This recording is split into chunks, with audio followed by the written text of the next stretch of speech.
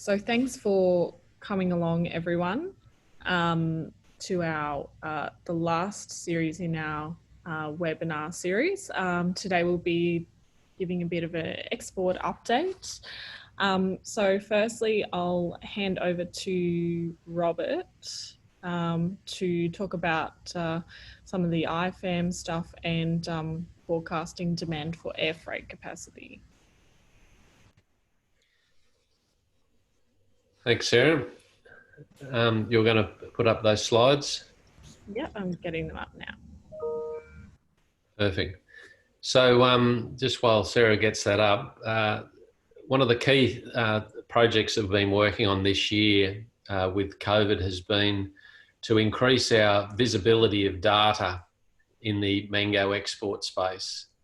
Our ability to clearly articulate back to government what the likely demand is for services around our export business, and for us as an industry to coordinate more effectively how we plan our exports was seen as a real strategic imperative in dealing with the COVID crisis, and certainly a capacity that going forward would build on the work we'd been doing with our cross-industry data collection program around the crop flow and the crop forecasting. So a couple of bits I want to touch on today. The work that the Hort Innovation team have done in relation to capturing that data.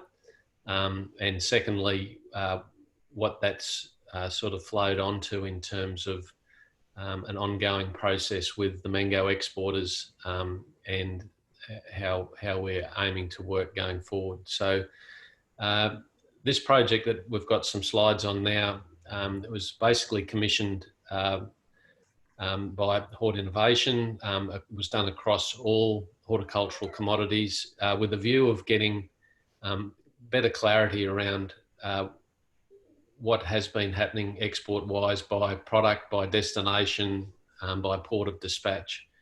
And I think there's some really great work that's been done that collated it up into a document that's allowed us to more effectively influence government policy and also do some planning from an industry perspective. So just if we click through that, Sarah. So I won't go through all of the specific slides, but basically what it did is it quantified the scale of horticultural products requiring air freight. It quantified the timing of that, the key markets, and the commodities that we're using air freight to get to market, which, as we all know, is for our products is by far the vast majority of shipments are done by air. Next slide, Sarah. It also confirmed, the key markets that whole of horticulture are focusing on. And as you can see there, Southeast Asia and the Middle East are the big volume takers of horticultural products. And mangoes are no different. That's our space where the vast majority of our fruit has been going and will go for some time. Next one, Sarah.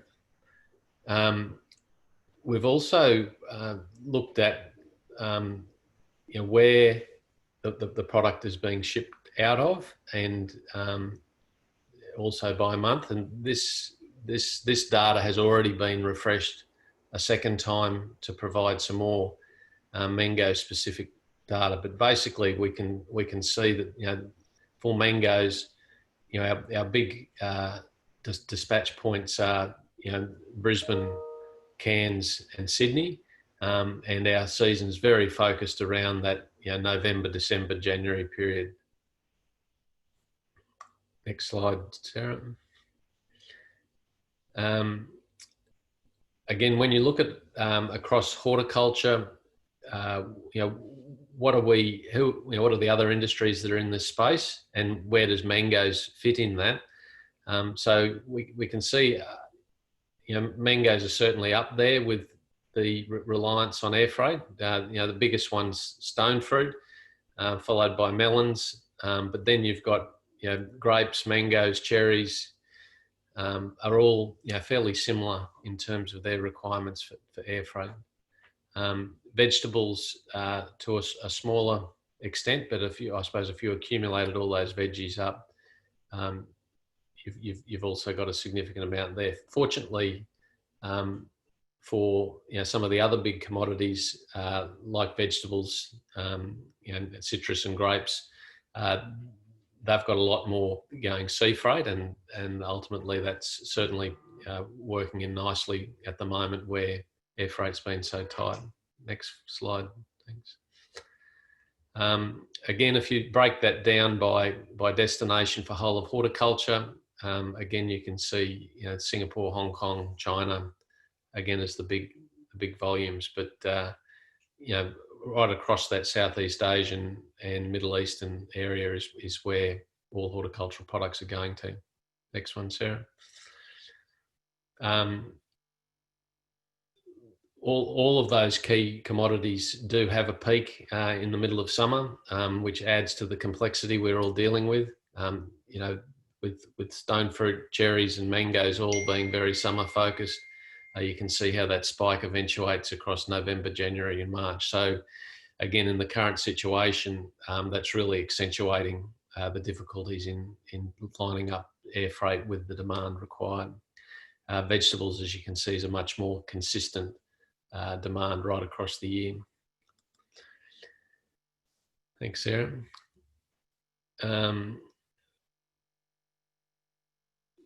Okay, actually, we might this one keep going.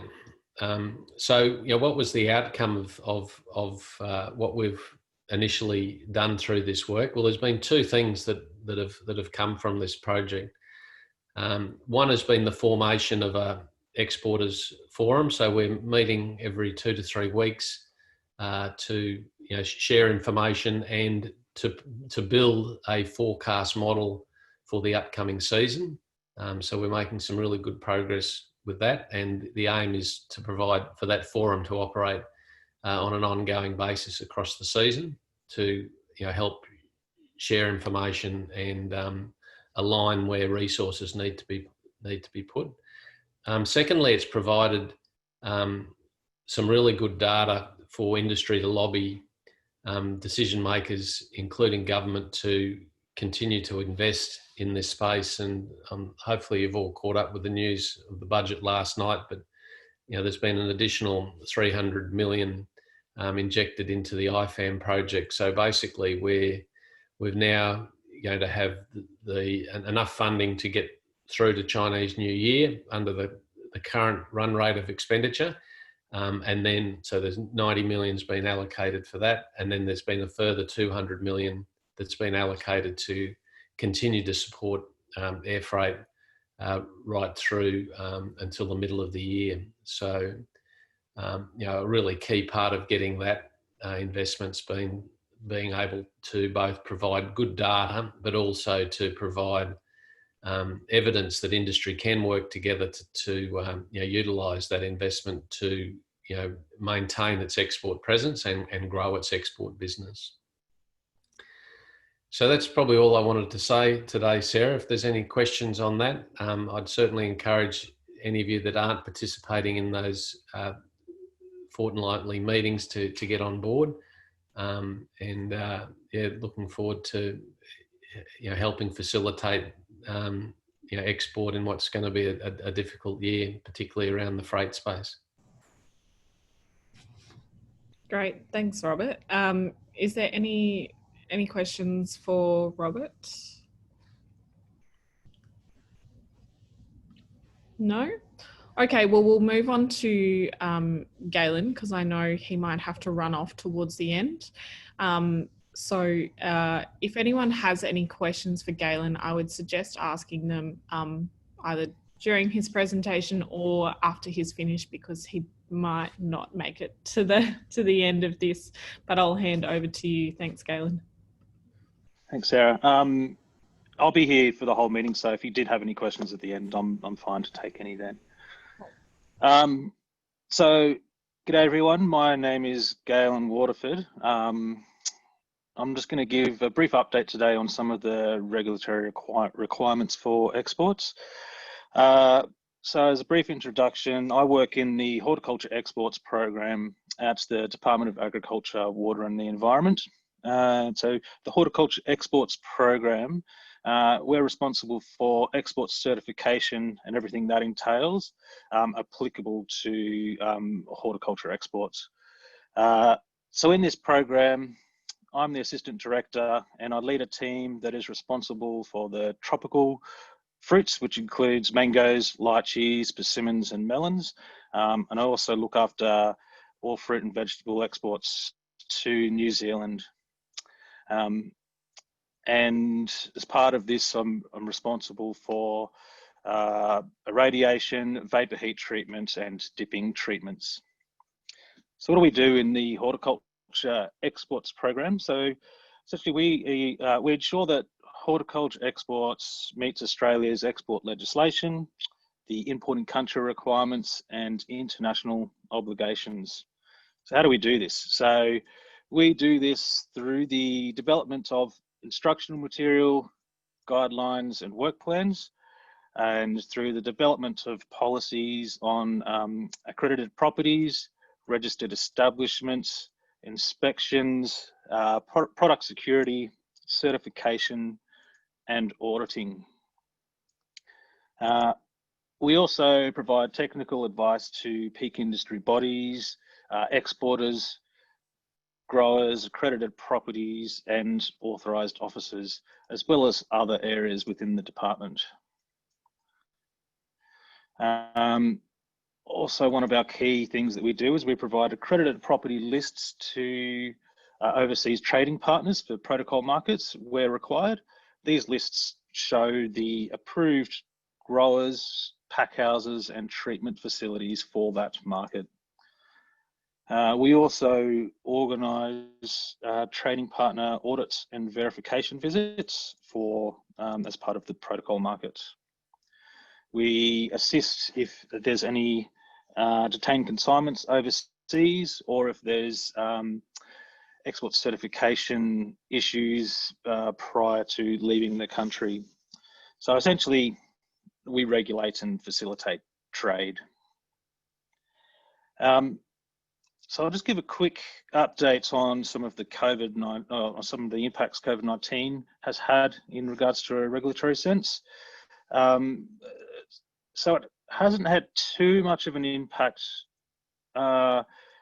in regards to a regulatory sense. So the department will continue and are continuing to issue phytosanitary certificates, assist with detained consignments, assist with phytosanitary certification and related issues, action changes of destination requests, action post-sale authorization requests, support incident management activities, address non-compliance issues, and overseas, some of the overseas national plant protection organisations will be unable to travel to Australia due to the COVID-19 to conduct verification activities. So we are putting a little bit of time and energy into this space, into working to alternative arrangements, which I'll talk a little bit about later when I talk about some of the protocol market access that we have. Audits have been impacted slightly. So audits of our growers and pack houses and treatment facilities during this time for the protocol markets, for some of them, we have conducted them remotely. But for mangoes, you guys are in a pretty good space because they're all based in mostly Northern Territory and Queensland, which has not had too much of an impact on COVID case. We have not had too many COVID cases, so that's not had too much of an impact on being able to conduct our audits. But you would have noticed, if you are a grower, that some of your audits may have been conducted remotely and some on site. For this season, we are continuing to do pre-season and in-season audits like we had last season. For those that, so we have conducted our pre-season audits a couple of weeks ago. And so they're finished up, and our in-season audits will be starting up in sort of November, December. I believe that they have been pushed back slightly for Queensland, as we were notified by some of the growers during the pre-season audits that flowering has started a little bit later, and so the season is a little bit later. So we've kind of pushed those back slightly. But we will be contacting all the growers that will be requiring an in-season audit to advise them of when they will be taking place. So I might give a quick update on some of the protocol markets and how how COVID's acting, impacting them at this stage. So for the USA, they conduct a remote audit based on documentation. So for them, it's just business as usual. For Korea, they normally come out and do a verification visit of the export pathway. However, during a recent technical bilateral discussions with them, they noted that the mango exports to their country has very good compliance. So in place of conducting a verification visit, they have just requested that we provide them with the in-field controls that we take place. So essentially providing them with the crop monitor records that growers are required to keep as part of that protocol. So if you are a grower, you would have noted that in the last sort of week or so that Maureen and Sarah were requesting these crop monitor records from you. So that's to provide to Korea in place of them coming over and doing a verification visit. For Japan, we are currently working with Japan towards a new work plan that will allow for all varieties to be exported to Japan, and also moving away from a pre-clearance model to an audit-based verification model. So this is still underway, and so while this is underway, the old work plan or old protocol is in place, which is which does have a pre-clearance. So we are working with Japan on how this will continue, but they have noted that yes, the trade will continue along this pathway with certain measures in place. So we will be notifying the or talking to the relevant vapor heat treatment facilities to work with them towards putting in alternative arrangements for this pre-clearance process until we can get a new work plan signed and approved. For China, we are in discussions with China for alternative measures for conducting audits of any new vapor heat treatment facilities. But apart from that, they don't have any other sort of audit requirements. So it's just business as usual for this market. Also for New Zealand, there is no audit requirements for this market. So it's also just business as usual. Now, in regards to authorised officers, we have just released a new job function for the supervision of vapor heat treatment. And we have been in discussions with each of the vapor heat treatment facilities to provide training and assessment of authorised officers to undertake this function during this season. We're also about to extend the phytosanitary inspection protocol job function to allow for that to take place for Japan and Korea markets. And we will be releasing an industry advice notice once that has come about.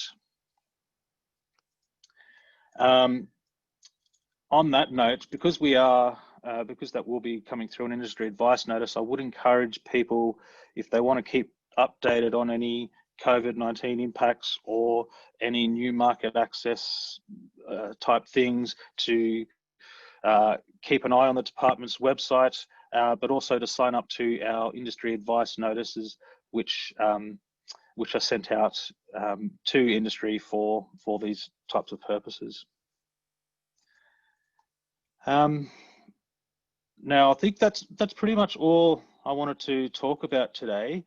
But if you do have any questions, feel free to raise them now. But if you have any questions after this and you want to get in contact with me, you can ask Sarah, and I'm happy for her to provide my details on to anyone that might have any questions. Great, thanks very much for that, Galen. I know a couple of people have been asking around the Japanese work plans. We're just waiting for some feedback back from Japan at this stage. So probably Robert will be in touch about that once we get some advice back. Does anyone have any other questions for Galen?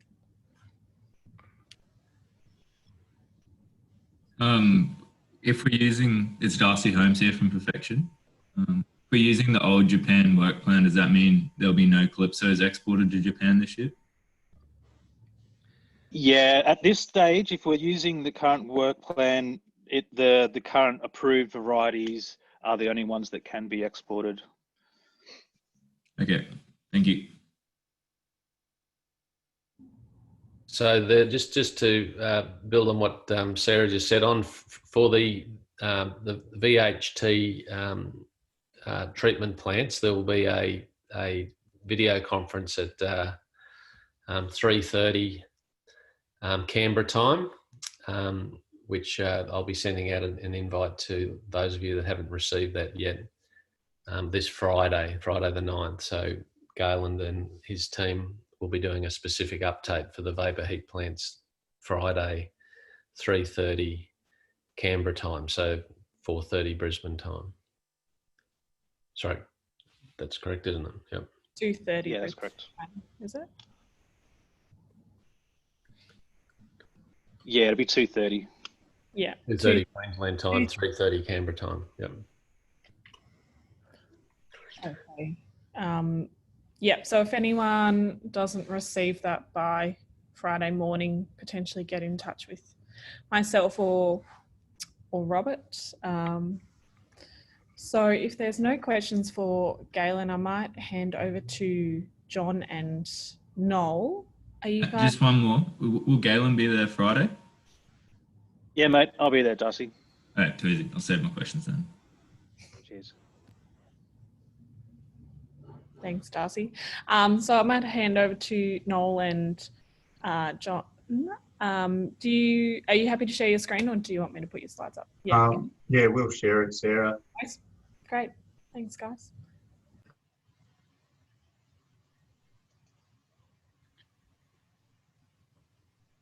Takes a bit of time, I guess. Yeah. Are you seeing that now okay, Sarah? So you're still in presentation mode. So yeah, so we can sort of see your notes and Okay. things like that. Mm-hmm. We'll just stop sharing for a second. Okay. Just go for time. Stop share. There we go. We'll just try share again. Reveal, share screen. Choose that one. That one? Yeah. Yeah. We'll share. Yeah. Is that better now, Sarah? Yeah, that's great. All right, no worries. Okay, well, thanks for having us along today. We've got Noel Ainsworth and myself, and we work for QDAF, and we're in the Surface Supply Chains project, and we're talking about rules of thumb for export mango supply chains. Where's the advancement here? Rightio, so just to give you a bit of the guts of what we're going to talk about, some key takeaway messages. We'll talk about a definition, which is important because we talk about it within this talk, and the definition's about supply chain life. We'll talk about air freight, temperature management, impact of vapour heat treatment, and sea freight issues. So the key points from this talk are it's very important to monitor mango temperature throughout the supply chain and ask your supply chain partners to correct any excursions that happen. Mangoes really need to be kept between, say, 12 and 13 degrees Celsius when leaving the pack shed with the freight forwarder, and when loaded into containers. So mangoes at 13 degrees Celsius can handle a maximum of about 9 days in a refrigerated sea container. But if you want them to last longer in better condition, they can last up to 20 days in a controlled atmosphere situation in a container, refrigerated container. So this definition, what is supply chain like? So it's a period of days from harvest until the product becomes unfit for use, consumption or sale.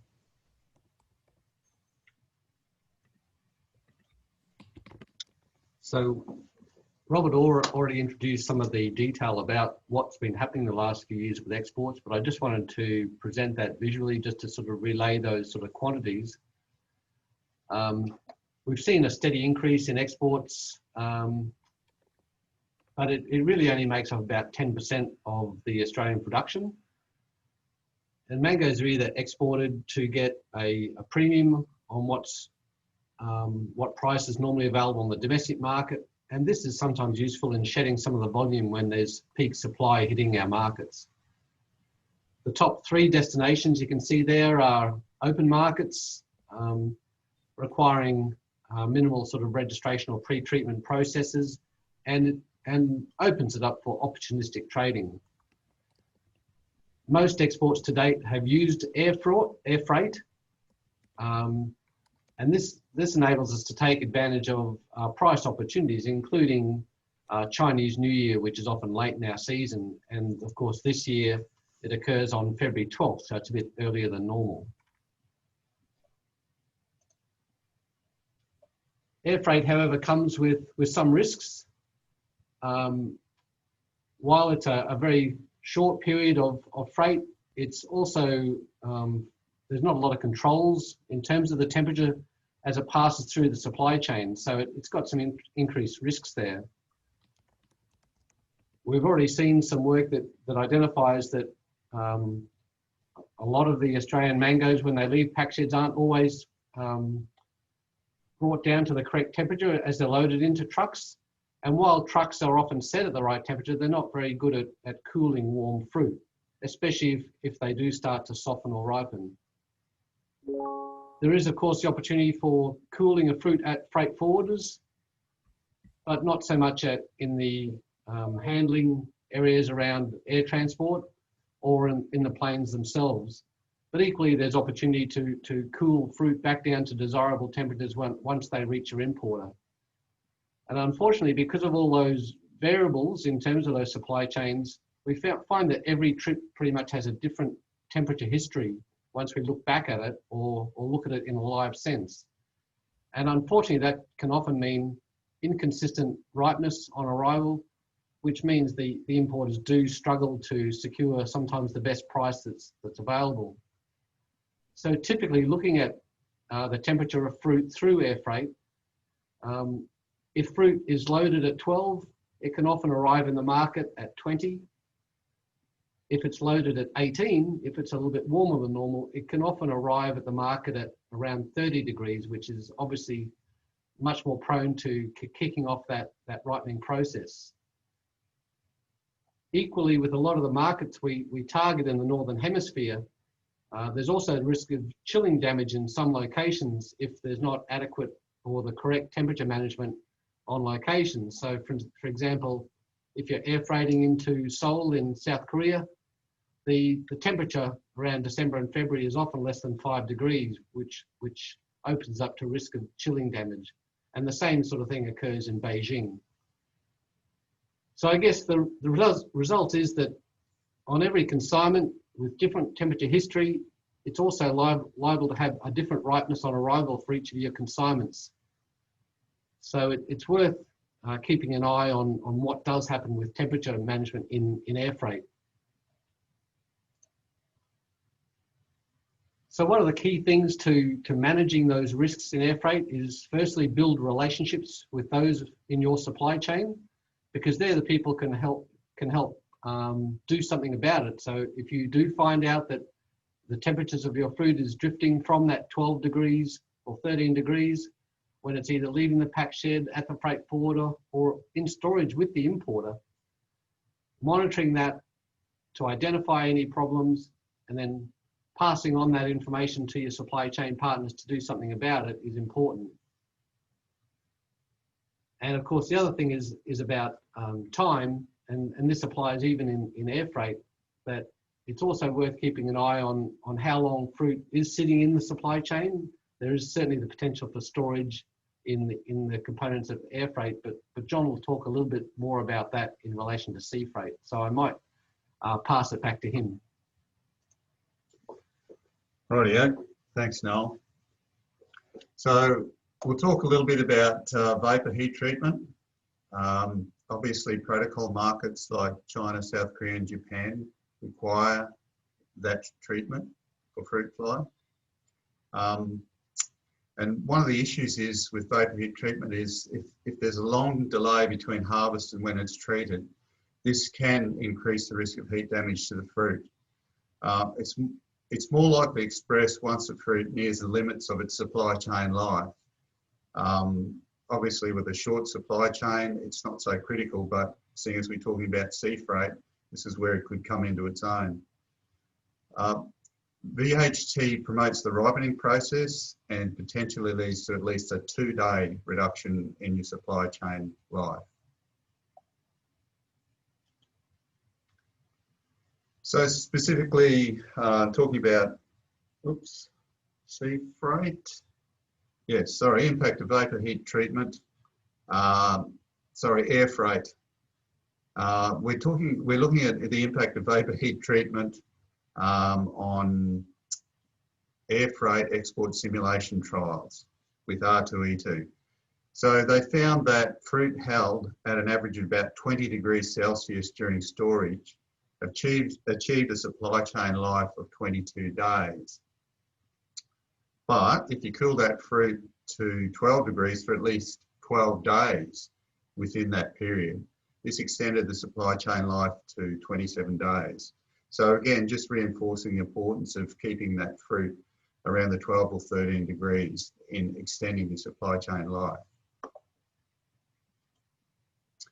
So sea freight. Again, fruit must be cooled to 12 to 13 degrees before loading into the sea container. And this is quite critical. Once in the container though, they're very good at generally keeping that fruit at the temperature that you require for the sea journey. A couple of things to think about here is where you're sending that fruit. So basically if it's a fairly short supply chain, you can just rely on refrigeration, and you're looking at around a maximum of 9 days in that refrigerated container.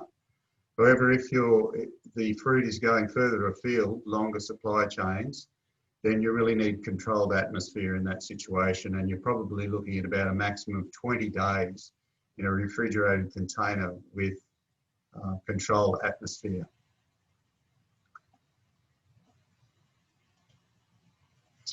So talking about controlled atmosphere, it really needs to be set up by somebody who's an expert, unless you've done it before and know exactly what you're doing, because things can go haywire. Your oxygen needs to, well, put it this way, if your oxygen is below 2% and your CO2 above 6%, you can get anaerobic respiration, which will result in off-fruit flavours and other quality issues. In some export simulation trials, sea freight export simulation trials, hard green R2E2 and KP had stored for up to 38 days and 35 days respectively at 13 degrees, and they were using about 3% oxygen and 6% CO2. With VHT treated R2E2 and in another export simulation trial, that fruit could be stored for up to 20 days at 13 degrees Celsius, and the controlled atmosphere conditions were 2% oxygen and 5% carbon dioxide.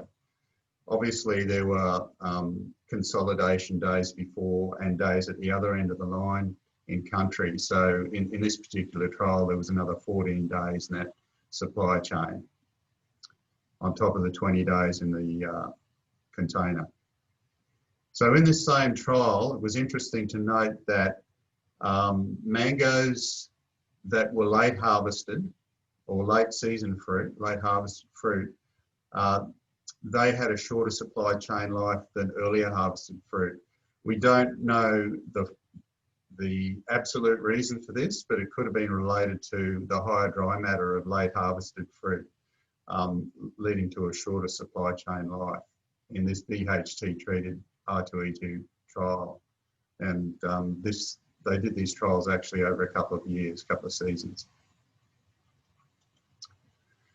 So sea freight, well, I guess if you've been heavily into sea freight for a while, you'll know what sort of variation you will get in terms of the time that when the fruit is at the harbour, when it's put on the boat, sailing time, and when it's unloaded at the other end. So here's just some indications of the length of time from Brisbane port loading to destination port unloading through some of the work that some of the monitoring that we've been doing.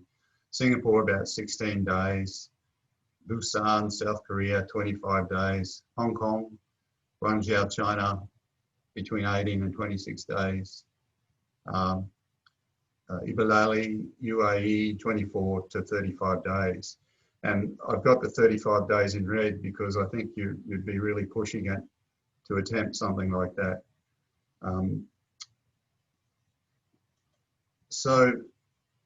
Did you want to add something there, Noel? Only, I was just going to Go speak back to this last slide. Oh, right, yep, sure. I was just going to say that we've tried to capture a fair bit of the information we presented here today in a couple of fact sheets that's available on the DAF website. And if you're used to using your phone to take pictures of QR codes, if you've gone into a cafe in the last couple of months, we decided to start using QR codes as a bit of a shortcut. So if you want to sort of hold your phone up with the camera on to the screen, you should be able to fast track to the DAF website and find those fact sheets after this presentation. So I just wanted to sort of put that up there, or certainly an open offer that if anyone wanted to contact either John or myself just to have a chat about some of the information, we'd certainly be keen to do that.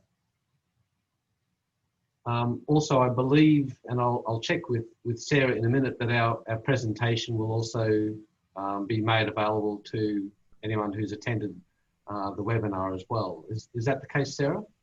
Yeah, once we, and also it'll obviously be part of the recording that goes up on our YouTube channel, but yes, the presentation will be available to all the participants as well.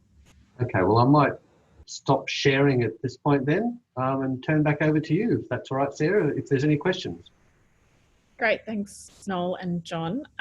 So is there any questions there? Just one from me, Sarah. Did you guys quantify the levels of dry matter in those sea freight trials at the end of season where you didn't get the same results? Well, you go ahead. I was just going to say, yeah, look, there was some measurement of some of the dry matters. There was only about 1 or maybe 2 units difference between the early and late harvest, so there wasn't a big difference in the samples we looked at, but there was certainly a discernible difference in how the fruit responded to the treatment. So we're looking to investigate that a bit more this coming season again, just to try and get a much greater handle on the effect of dry matter and maturity to that shelf life. Yeah, I think there was about 14 days difference in harvest certainly in the first year, which doesn't seem like a lot, but I guess the first pick we've been selective and the second pick not so. It really depends on that patch as to how spread out the flowering's been and how much variation there is in that dry matter across the patch that may have been picked up in a selected first pick. So yeah, generally you'll get an increase of anywhere up to 1% per week left on the tree for dry matter. So yeah, that's very much what we're seeing. 1 to 2% difference between those two. Yeah. Does that cover what you were looking for, Robert? Yeah, I'm just interested to know how definitive it was that dry matter was the issue, or that was just one of a number of factors that might have driven the outcome? Yeah, it's not exactly definitive, but there was a difference there, but we'd certainly like to see that, some repeated examples of that, to be a lot more confident about that. I don't know if any I noticed there's a number of exporters present online today. I don't know if any of those have got any comment about dry matter or early or late season harvest, selecting those for export. Yeah, that's our experience anyway.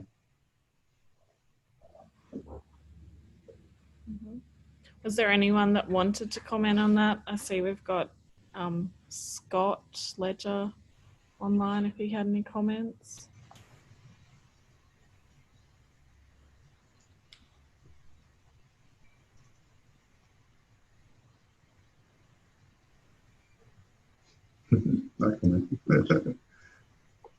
You're on mute, Scott.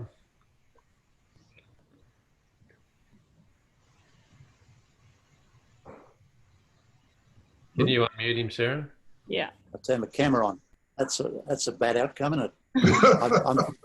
Hello. Yeah, we got you. We've got you. You got the worst option previously. You got my face and the audio. Now I've got down to the main part of me is the audio. Yeah. Okay. So yeah, look, as you know, the dry matter is just an indication of maturity. So you can have 2 picks 14 days away that have the same dry matter, but clearly the second pick has less storage and shelf life. So it's not purely just about dry matter. It's, you know, it's the maturity of the fruit. So, you know, it's like John said, the first pick is a selective pick. So where you're trying to pick as mature a fruit as possible. So that'll be off the early flowerings of the tree. 14 days later, you know, you're picking from multiple flowering. And so you might finish up with an average dry matter that may be no different to what it was 2 weeks before, but you'll have, as Sarah said, you'll have fruit with 2% higher dry matter. So, you know, you can just expect the further you go into the season, the less storage life and shelf life you'll have. So you know, when you know, the guys John and Noel talk about, you know, 20 days storage life under CA after VHT, that's for the early, you know, that's for the fruit picked early in the season. You know, later in the season, you're not going to achieve that.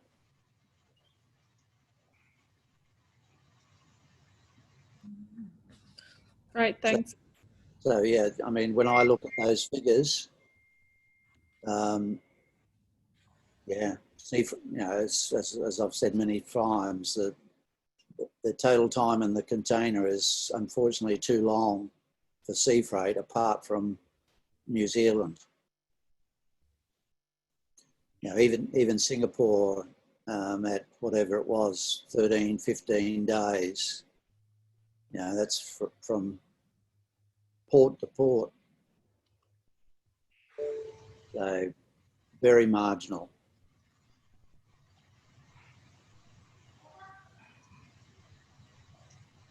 Like to see my face again, or I just... Thanks, Scott. That heard very well. Yeah, thanks. Thanks for that insight, Scott. Was there any further questions?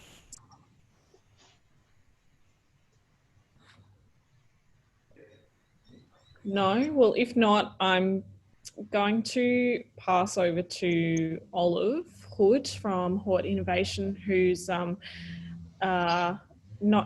exactly not specifically export related, but she's just going to talk through the strategic investment plan renewal process, which is coming up soon. So over to you, Olive. Hey, thanks, Sarah. Thanks for having me along. I'm most excited today because I've actually purchased my first mango of the season on the weekend. It was a KP from the MT and it was delicious. So thank you very much. As Sarah said, I'm going to be talking to you about the SIP renewal. Just for those of you who don't know, I'm from Hort Innovation and I'm part of the new regional extension team. And I just wanted to briefly recap on that just so you know the context of this. So there's 6 of us located throughout Australia and we're just basically working with our regional delivery partners to amplify their efforts to find synergies and really work at a cross-industry level and maintain regional intelligence about RD&E issues, especially cross-industry. So I just wanted to recap that and then give you a brief overview of the SIP renewal process. So the current strategic investment plans are in their final year and they're due to expire in June next year.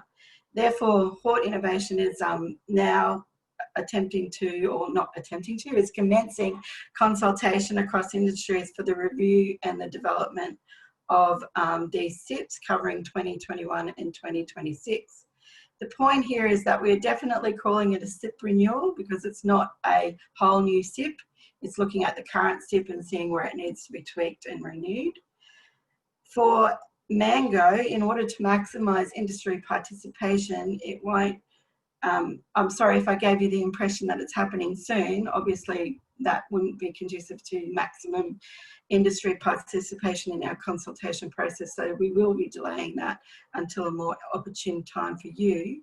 And our intention is to consult broadly with growers and industry stakeholders and the research community, and we'll use multiple engagement opportunities, and we will definitely be using the existing processes, trying to value add to what's currently happening in industry in terms of meetings and online opportunities to maximise what you're already doing and to value add to it to have that consultation.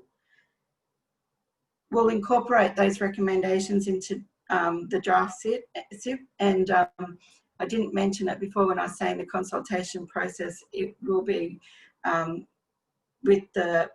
starting with for in this case of this industry, the AMIA is a key informant in that process. So the plans will be run by AMIA and key stakeholders to get advice on those SIPs and the prioritisation process. Once the 5-year SIP renewal has been completed, once again, that will be through the PIBs and through industry stakeholders for endorsement. I encourage you, if you have any questions or would like to provide advice or recommendations in any way in relation to the SIP renewal process, to contact the industry strategic partners. When you get this presentation, there'll be a portal for you to contact those.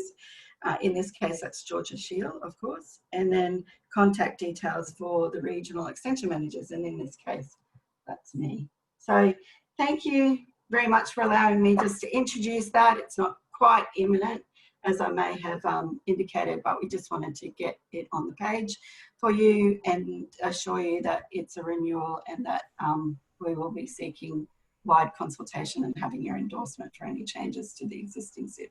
So thank you. Great, thanks, Olive. And yeah, if there's any people in industry and particularly growers who would like to be actively involved in that process, make sure that you get in touch with myself or Robert, and I guess we'll start sort of a list of people that have said they'd like to be involved, and then yeah, when the time actually comes around, yeah, we'll keep everyone well informed about that process. Yeah, definitely working with you guys. Yeah, so thanks very much, Olive. So is there any questions, I guess, around the SIP renewal or any remaining export related questions? If not, So this recording will go up on our YouTube channel. So if you know anyone who's missed out who wanted to attend, that'll be available soon. And if you have any further questions, just get in touch with myself. And also, if you don't have the contact details for any of the presenters, I can also put you in touch with the guys at QDAF, Galen, or Olive, if you'd like to speak to them. So unless there's anything else, I guess we will... Robert, did you have anything else? No. So I guess we might even wrap up a little bit early. I'm sure, I know things are getting busy in the mango world, so I'm sure everyone's got plenty to do. So we'll let everyone know when the recording's available. But yeah, if you have any questions, please get in touch. Thanks everyone for coming. Thanks, Sarah. Thank you, Sarah. Thanks, Sarah. Yeah, thanks, Sarah. Thank you. Bye. Thank you.